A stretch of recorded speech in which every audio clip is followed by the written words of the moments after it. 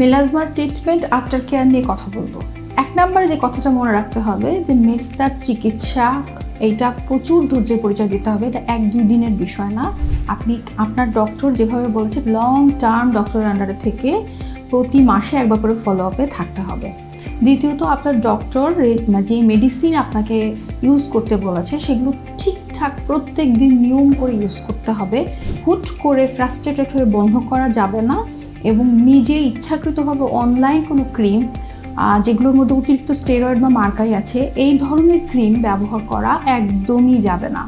আপনার যদি হরমোনাল কোনো প্রবলেম থাকে অবশ্যই হরমোন বিশেষজ্ঞকে দেখিয়ে হরমোনের চিকিৎসাও পাশাপাশি করাতে হবে এবং প্রত্যেক দিন হেলদি খাবার খাওয়া, প্রচুর ঘুমানো, পানি খাওয়া এবং স্ট্রেস মুক্ত থাকতে হবে।